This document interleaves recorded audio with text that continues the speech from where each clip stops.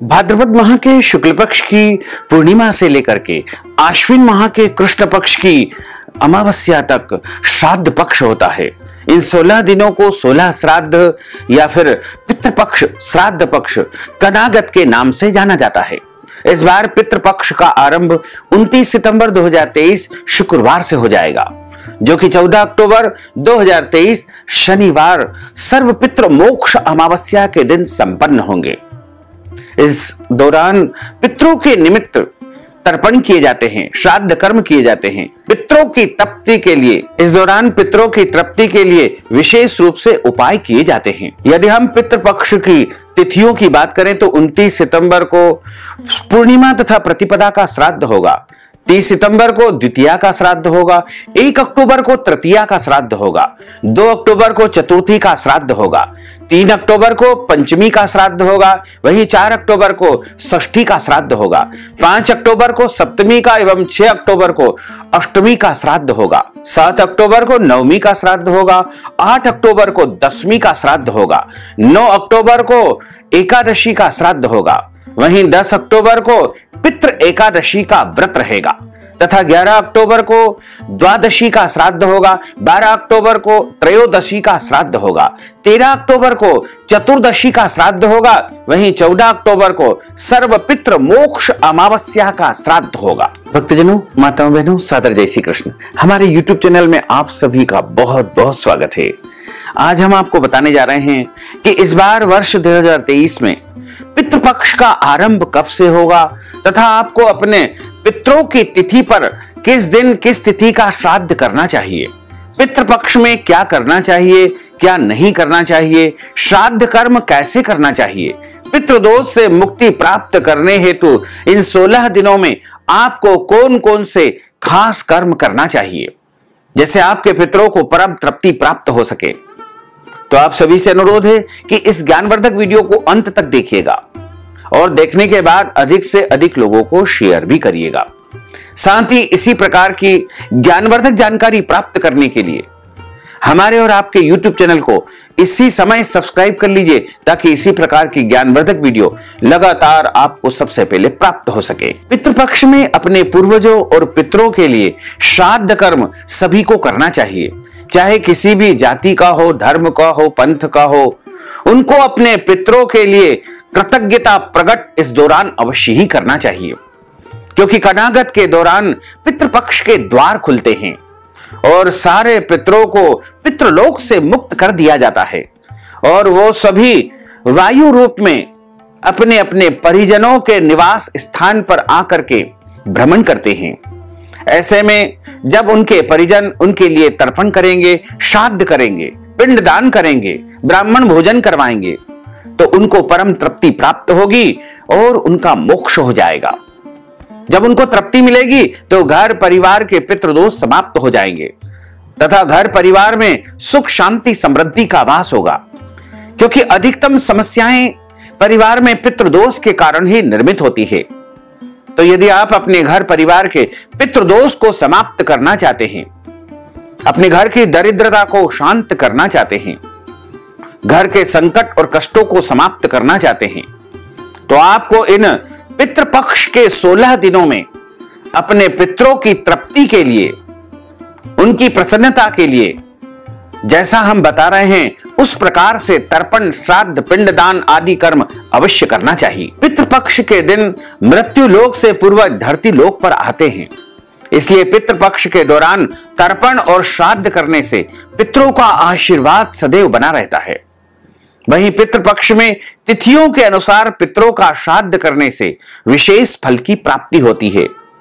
इसलिए पितरों की शांति के लिए पितृपक्ष के दिनों में श्राद्ध कर्म करने के साथ ब्राह्मणों को भोजन भी अवश्य करना चाहिए, ब्राह्मणों को भोजन भी अवश्य करवाना चाहिए। पितृपक्ष पितरों को समर्पित है। इस दौरान पितरों की आत्मा की शांति के लिए श्राद्ध कर्म किया जाता है।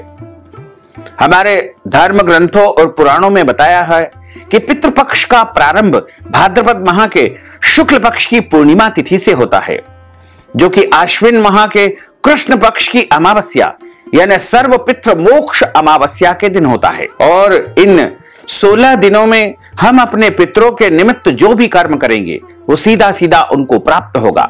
पितृपक्ष यानी श्राद्ध का सनातन धर्म में विशेष महत्व होता है। पितृपक्ष के दौरान पूर्वजों को श्रद्धा पूर्वक स्मरण करके, याद करके उनका श्राद्ध कर्म, पिंड कर्म, दान कर्म किया जाता है। पितृपक्ष में पितरों को तर्पण देने और श्राद्ध करने से उनको मोक्ष की प्राप्ति होती है। इस दौरान न केवल पितरों की मुक्ति के लिए श्राद्ध किया जाता है, बल्कि उनके प्रति अपना सम्मान प्रकट करने के लिए भी इस दौरान आपको उपाय करना चाहिए।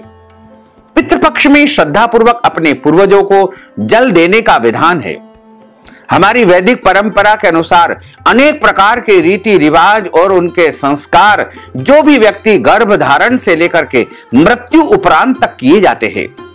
अंत्येष्टि को भी अंतिम संस्कार माना जाता है, लेकिन अंतिम संस्कार के पश्चात भी कुछ ऐसे कर्म होते हैं जिन्हें मृतक की संतान को करना चाहिए। श्राद्ध कर्म उन्हीं में से एक माना जाता है। अपने पूर्वजों की आत्मा की शांति और उनके तर्पण के निमित्त श्रद्धा पूर्वक किए जाने वाले कर्म को श्राद्ध के नाम से जाना जाता है। श्राद्ध का अर्थ होता है श्रद्धा पूर्वक अपने पितरों के प्रति सम्मान प्रकट करने का कार्य। वैसे तो प्रत्येक मास की अमावस्या तिथि को श्राद्ध कर्म किया जा सकता है, परंतु श्राद्ध पक्ष, पितृपक्ष में कनागत में अपने पूर्वजों के प्रति जो कोई भी विशेष कर्म करते हैं उनके पूर्वजों को सीधा सीधा प्राप्त होता है।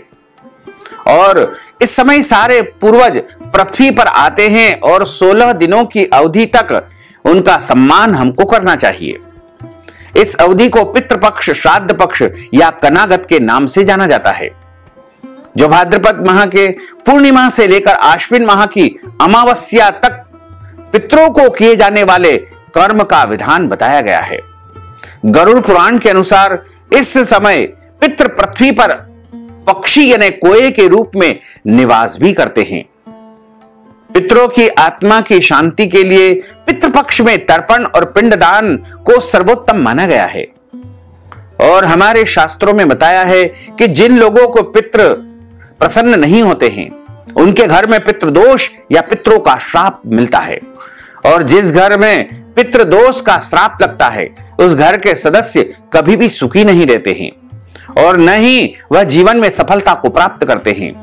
पितृदोष के कारण घर में कई प्रकार की परेशानी होती है, जैसे पढ़ाई लिखाई में उन्नति नहीं होना, विवाह योग्य बच्चों का विवाह नहीं होना, नौकरी नहीं लगना, व्यापार में उन्नति नहीं होना, कर्ज की अधिकता होना, रोग बढ़ जाना, घर में क्लेश होना, जो भी आप कमाते हैं उसमें बरकत नहीं होती है, घर में लड़ाई झगड़ा वाद विवाद की स्थिति लगातार बनी रहती है। तो आप पितृदोष को समाप्त करना चाहते हैं, पितरों को तृप्त करना चाहते हैं, तो आपको पितृपक्ष में अपने पितरों के निमित्त तर्पण और श्राद्ध कर्म अवश्य करना चाहिए तथा अपने पितरों से क्षमा याचना भी करनी चाहिए। श्राद्ध कर्म के दिन साधक को सुबह जल्दी उठना चाहिए और बिना सिले वस्त्र धारण करना चाहिए। वैसे धोती कुर्ता पहनने का विधान है। श्राद्ध के दिन अपने पूर्वजों को तर्पण देने के लिए काले तिल, कुशा, चावल और जौ को सम्मिलित करके उन्हें तर्पण करना चाहिए। तर्पण अर्पित करने के बाद पितरों की शांति हेतु एक छोटा सा यज्ञ या हवन करना चाहिए या धूप लगाना चाहिए, यानी गुड़, बिना नमक की रोटी और घी की धूप प्रतिदिन पितरों के निमित्त लगाना चाहिए। पितरों के पसंदीदा भोजन भी तैयार करवा करके उनको भोग लगाना चाहिए और पिंड दान करना चाहिए। चावल का पिंड बना सकते हैं, जौ के आटे का भी आप इस दौरान पिंड दान कर सकते हैं। सबसे पहले आप पितरों को तर्पण दे, जलांजलि दे, पितरों को भोग लगाएं, उसके बाद ब्राह्मण को भोजन करवाएं और उसके पश्चात आप कुत्तों को रोटी डालें, कौवों को एक ग्रास डालें और जो याचक, भिखारी या जरूरतमंद आता है उसको भी भोजन करवाएं। इसके साथ ही अतिथि को भोजन करवाएं। चींटी के स्थान पर आपको आटा और शक्कर इस दौरान डालना चाहिए तथा मछलियों को भी आप आटे की गोली चुगाएं। कौवों को भी पितृ का स्वरूप माना गया है। कौवों को भोजन करवाना चाहिए क्योंकि पितृपक्ष में कौवों को पितरों का स्वरूप माना जाता है। इसके बाद ब्राह्मण को अपने भांजे भांजी को भोजन करवा करके उन्हें वस्त्र और दक्षिणा प्रदान करना चाहिए।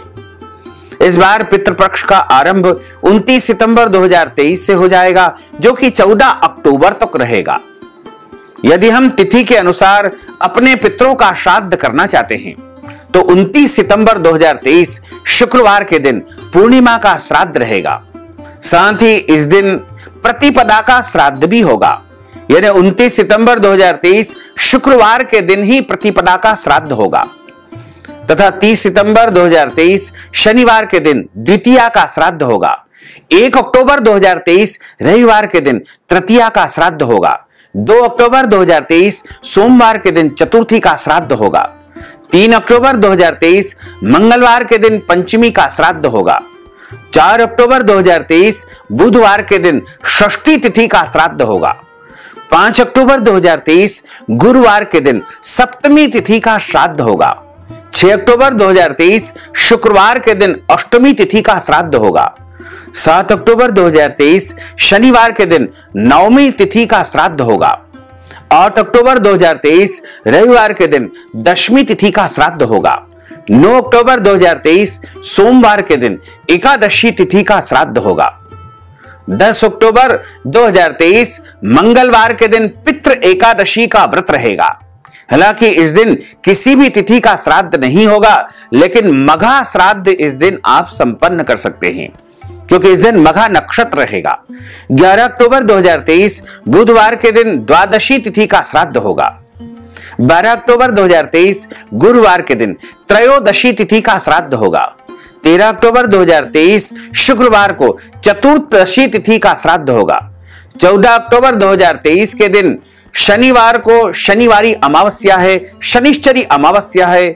इस दिन सर्व पितृ मोक्ष अमावस्या भी रहेगी, यानी जाने अनजाने सभी पितरों का श्राद्ध तर्पण पिंडदान आपको 14 अक्टूबर 2023 शनिवार के दिन संपन्न कर लेना चाहिए। पितृपक्ष के दौरान प्रतिदिन पितरों के लिए जलांजलि देना, जैसे तर्पण करना कहा गया है। तर्पण के लिए आपको कुशा, अक्षत, जौ और काला तिल का उपयोग करना चाहिए। तर्पण करने के बाद पितरों से प्रार्थना करें और अपनी गलतियों के लिए उनसे क्षमा याचना करनी चाहिए। यदि हम पितृपक्ष में इन मंत्रों के द्वारा पितरों की प्रार्थना करते हैं तो अवश्य ही पितरों का भरपूर आशीर्वाद हमें प्राप्त हो सकेगा। ओम पितृभ्यः स्वधायेभ्यः स्वधा नमः, पितामहेभ्यः स्वधायेभ्यः स्वधा नमः, प्रपितामहेभ्यः स्वधायेभ्यः स्वधा नमः, सर्वपितृभ्यो श्रद्धया नमो नमः। ओम नमो वः पितरो रसाय, नमो वः पितरः शोषाय, नमो वः पितरो जीवाय, नमो वः पितरोः स्वधाय, नमो नमः पितरः पितरो नमो वो गृह्णान्न पितरो दत्तः सत्तो वः। पितृपक्ष में श्राद्ध कर्म करने वाले सभी लोग ये सावधानी अवश्य रखें। पितृपक्ष में पितरों की आत्मा की शांति के लिए जो भी श्राद्ध कर्म करते हैं, पितृ कर्म करते हैं, उन्हें पितृ कर्म या श्राद्ध वाले दिन बाल नहीं कटवाना चाहिए, दाढ़ी नहीं बनवाना चाहिए, नाखून नहीं काटना चाहिए तथा इस दिन अपने घर के कपड़ों को धोना नहीं चाहिए। घर के जालों को भी इस दिन साफ नहीं करना चाहिए। साथ ही इस दिन घर पर सात्विक भोजन ही आपको बनाना चाहिए। तामसिक भोजन से पूरी तरह आपको परहेज करना चाहिए, यानी लहसुन, प्याज, मांस, मदिरा, मसूर की दाल का उपयोग इस दौरान नहीं करना चाहिए। पितृपक्ष में विशेष रूप से हमारे जो पूर्वज होते हैं उनकी 3 पीढ़ियों की आत्माएं पितृलोक में निवास करती है। उनके निमित्त उनके नाम और गोत्र से तर्पण किया जाता है, श्राद्ध कर्म किया जाता है। पितृलोक स्वर्ग और पृथ्वी लोक के बीच का स्थान माना जाता है। यह क्षेत्र मृत्यु के देवता यमराज के अधीन होता है। जो व्यक्ति मृत्यु को प्राप्त होते हुए और मृत्यु को प्राप्त कर जाते हैं, उनकी आत्मा को पृथ्वी से पितृलोक तक ले जाया जाता है। ऐसे में जब आप पितृपक्ष के दौरान श्राद्ध कर्म करते हैं तो पितरों को मुक्ति मिलती है और वे स्वर्ग लोक में चले जाते हैं। आश्विन माह के कृष्ण पक्ष के श्राद्ध पक्ष को पितृपक्ष कहलाता है। इस पक्ष को आप कनागत के नाम से भी पुकारते हैं और तिथि के अनुसार पितरों की शांति के लिए श्रद्धा भाव रखते हुए विधि विधान से श्राद्ध कर्म करना चाहिए। श्राद्ध कर्म की शास्त्रीय विधि की जानकारी के अभाव में हम जो बताने जा रहे हैं उस विधि से भी आप अपने पितरों का तर्पण कर सकते हैं, श्राद्ध कर्म कर सकते हैं। लेकिन पितृपक्ष के दौरान कुछ ऐसी धारणा है जो बिल्कुल गलत है। कई लोग ये मानते हैं कि पितरों का समय है, इसलिए इस दौरान भगवान का पूजन नहीं करना चाहिए, कोई भी शुभ काम नहीं करना चाहिए।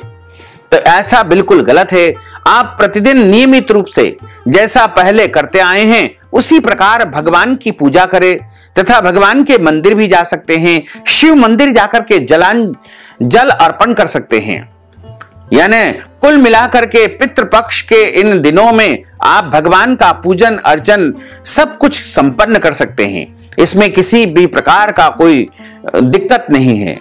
लेकिन आप यदि अपने घर में पितरों के निमित्त कोई भी तर्पण या श्राद्ध स्वयं करना चाहते हैं तो सुबह स्नान करने के बाद देव स्थान व पितृ स्थान को गाय के गोबर से लीप करके, यदि गाय का गोबर नहीं है तो गोमूत्र जल में डाल करके उससे पोछा लगाए और गंगा जल छिड़क करके अपने घर के मंदिर को या पूरे घर को पवित्र करें। घर आंगन में रंगोली अवश्य बनाएं, क्योंकि मुख्य द्वार पर जब रंगोली बंधी रहती है या घर के मुख्य द्वार पर आप बंदरवार बांध देते हैं तो आपके पितृ आपके घर में प्रवेश करते हैं। महिलाएं शुद्ध होकर पितरों के लिए भोजन तैयार करें, लेकिन ध्यान रखें जो माताएं बहनें रजस्वलावस्था पीरियड में रहती है उनकी छांव पितरों के निमित्त भोजन पर नहीं पड़ना चाहिए, यानी उनकी दृष्टि ऐसे भोजन पर बिल्कुल भी नहीं पड़ना चाहिए। साथ ही कुत्तों की दृष्टि भी पितरों के बनाए भोजन पर बिल्कुल नहीं पड़ना चाहिए। श्राद्ध का अधिकारी श्रेष्ठ ब्राह्मण या कुल के अधिकारी जैसे दामाद, भतीजा, भांजा आदि बताए गए हैं। इनको आमंत्रित करके पितृपक्ष में बुला करके भोजन करवाना चाहिए। ब्राह्मण से पितरों की पूजा एवं तर्पण आदि कर्म करवाना चाहिए। पितरों के निमित्त अग्नि में गाय का दूध, दही एवं खीर अर्पण करना चाहिए। पितृपक्ष में वैसे सर्वोत्तम भोजन तो खीर पूड़ी बताया गया है, लेकिन आप चाहें तो मालपुआ भी पितृपक्ष में पितरों की तृप्ति के लिए बना सकते हैं। लेकिन यदि आप पूड़ी बनाते हैं तो तेल की पूड़ी हमारे शास्त्रों में पितृपक्ष में वर्जित बताई गई है। पितरों के निमित्त घी की पूड़ी बनाना चाहिए। गाय, कुत्ता, कौवा और अतिथि के लिए भोजन के ग्रास अवश्य निकालना चाहिए। ब्राह्मण को आदर पूर्वक भोजन करवाएं, मुख शुद्धि करवाएं, वस्त्र, दक्षिणा आदि से ब्राह्मण देवता का सम्मान करें। ब्राह्मण स्वस्ति वाचन तथा वैदिक पाठ करे एवं गृहस्थ एवं पितरों के प्रति शुभ कामनाएं व्यक्त करें। घर में किए गए श्राद्ध का पुण्य तीर्थ स्थल पर किए गए श्राद्ध से 8 गुना अधिक मिलता है। आर्थिक कारण या अन्य कारणों से यदि कोई व्यक्ति बड़ा श्राद्ध नहीं कर पाता है, लेकिन अपने पितरों की शांति के लिए वास्तव में कुछ करना चाहता है, तो उसे पूर्ण श्रद्धा भाव से अपने सामर्थ्य के अनुसार उपलब्ध अन्न, साग सब्जी, पत्ते, फल या जो भी संभव हो उनसे जो है भोजन बना करके पितरों की पूजा अर्चना करे और दक्षिणा किसी ब्राह्मण को आदर भाव से दे करके उनको भोजन करवाएं। यदि किसी परिस्थिति में यह भी संभव न हो तो 8 मुट्ठी या 7 मुट्ठी तिल जल सहित किसी योग्य ब्राह्मण को दान देनी चाहिए। इससे श्राद्ध का पुण्य फल प्राप्त होता है। और ऐसा भी यदि कुछ संभव नहीं हो पाए तो आप अपने पितरों के निमित्त सभी प्रकार के भोजन तैयार कर ले और भोजन को गौ माता यानी गाय को खिला दे। गाय को खिलाने मात्र से भी हमको श्राद्ध का पूरा पूरा पुण्य प्राप्त हो जाता है। यदि आपके घर में जन्म अथवा मृत्यु का सूतक लगा है, लेकिन आप श्राद्ध कर्म करना चाहते हैं, अपने पितरों को प्रसन्न करना चाहते हैं, तो अपने पितरों की तृप्ति के लिए सुंदर भोजन बना करके गौ माता को भोजन करवा देवे, इससे भी आपको श्राद्ध का पूरा पुण्य प्राप्त हो जाएगा। क्योंकि गौ माता का हमारे धर्म ग्रंथों में विशेष महत्व है। किसी गाय को भरपेट घास खिलाने से भी हमारे पितृ प्रसन्न होते हैं।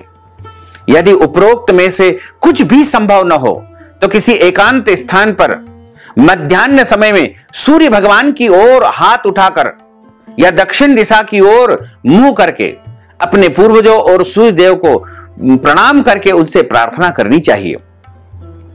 प्रार्थना में आपको कहना है कि हे प्रभु, मैंने अपने हाथ आपके समक्ष फैला दिए हैं। मैं अपने पितरों की मुक्ति के लिए आपसे प्रार्थना करता हूं। मेरे पितर मेरी श्रद्धा भक्ति से संतुष्ट हो। ऐसा करने से व्यक्ति को पितृ ऋण से, पितृदोष से मुक्ति मिलेगी और उसके पितृ भी प्रसन्न हो जाएंगे। जो भी श्रद्धा पूर्वक श्राद्ध करता है उसकी बुद्धि, पुष्टि, स्मरण शक्ति, धारणा शक्ति, पुत्र पौत्रादि एवं ऐश्वर्य की वृद्धि होती है। वह पर्व का पुण्य फल भोगता है। श्राद्ध पक्ष में आपको कुछ ऐसी गलतियां हैं जो भूल कर भी नहीं करना चाहिए। पितृपक्ष में श्राद्ध कर्म किया जाता है। श्राद्ध कर्म में पिंडदान, तर्पण, ब्राह्मण भोजन, ब्राह्मण को अन्नदान, वस्त्रदान, गोदान और पंच बलि कर्म किया जाता है। श्राद्ध पक्ष पितरों को प्रसन्न करने और उनकी मुक्ति के लिए किया जाता है। इस पक्ष में पितृदोष से मुक्ति पाई जाती है। यदि आप श्राद्ध के 16 दिनों में इन गलतियों में से कोई भी गलती कर देते हैं तो आपको भारी नुकसान उठाना पड़ेगा। तो आपको सबसे पहला काम यह है कि पितृपक्ष के दौरान घर में कलह नहीं करना चाहिए। स्त्रियों का अपमान या अनादर नहीं करना चाहिए। संतान को कष्ट नहीं देना चाहिए। इससे आपके पितर नाराज होकर के आपका घर छोड़ करके चले जाएंगे। और दूसरी गलती है श्राद्ध में अधिक मिर्च मसाले वाला, बहुत ज्यादा तेल वाला, मांसाहार, बैंगन, प्याज, लहसुन, बासी भोजन, मूली, लौकी, काला नमक, सत्तू, जीरा, मसूर की दाल, सरसों की साग, चना आदि वर्जित माना गया है। यदि इनका उपयोग करना है तो आप बिल्कुल न करें, नहीं तो आपके पितृ नाराज हो जाएंगे। इससे आपके ऊपर भी प्रतिकूल असर देखने को मिलेगा। जो व्यक्ति नास्तिक है और धर्म एवं साधुओं का अपमान करता है, उनका मजाक उड़ाता है, उससे भी पितृ नाराज हो जाते हैं। यदि आप नास्तिक है या श्राद्ध कर्म को नहीं मानते हैं तो अपने तक ही सीमित रहे। किसी भी साधु संत, विद्वान का या ब्राह्मण का या श्राद्ध पक्ष का अपमान बिल्कुल न करें। पिता का श्राद्ध पुत्र करता है।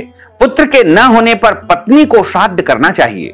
पत्नी न होने पर उनकी पुत्र वधू भी श्राद्ध कर सकती है, बेटी भी श्राद्ध कर सकती है, सगा भाई भी श्राद्ध कर सकता है। एक से ज्यादा पुत्र होने पर बड़े पुत्र को श्राद्ध करना चाहिए। यदि अलग अलग घर हो चुके हैं, यानी अलग अलग भाई रहते हैं, तो सभी अलग अलग अपने पितरों का श्राद्ध कर सकते हैं। उक्त नियम से श्राद्ध न करने से पितृ नाराज हो जाते हैं।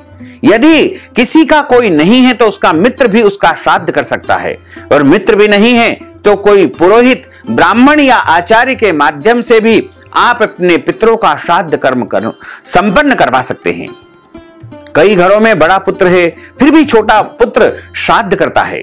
छोटा पुत्र यदि अलग रह रहा है तब भी सभी को एक जगह एकत्रित होकर के श्राद्ध कर्म करना चाहिए।